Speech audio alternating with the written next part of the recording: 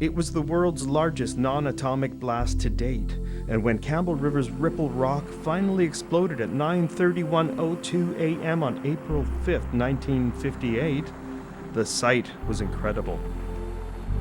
Apparently, they say that not even a seal had died from any of the impacts. The explosion was so controlled, and unless you were right in the viewing bunker at Ripple Rock or somewhere very close, you just didn't sense it, see it. You didn't see it, you didn't feel it.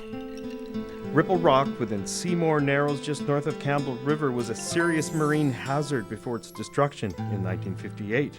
It was a very treacherous piece of water.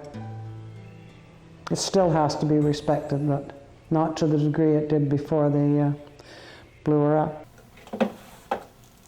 Discovery Passage was very much a route for marine traffic. And boats were really restricted, all sorts, whether pleasure boats or working boats or tugboats, by a big obstruction called the Ripple Rock, which was in a narrow channel.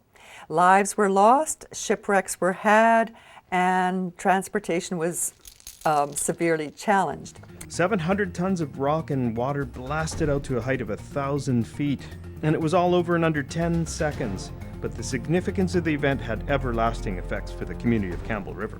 Well, after they blew it off, of course, the turbulence was way less. I mean, you know, it was a hell of a lot easier to go through. You could go right over top of the rock if you wanted, but, I mean, it was still there, a certain amount of it, but it knocked off, I'll bet you 75% of the turbulence.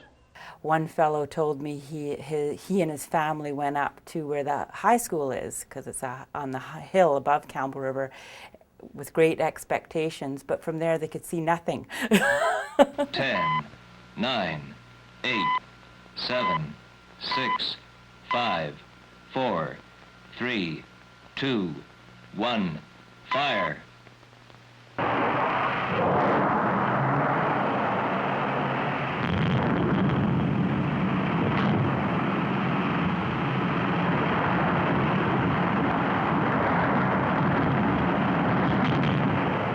In January of 2008, the Ripple Rock explosion was declared a National Historic Event.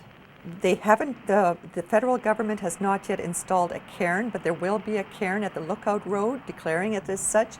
And I guess it puts it up there as a class by itself, that it's across Canada that people care about that. You can visit the museum at Campbell River in person, or you can check them out online at crmuseum.ca. In Campbell River for The Daily, I'm Franco Noviello.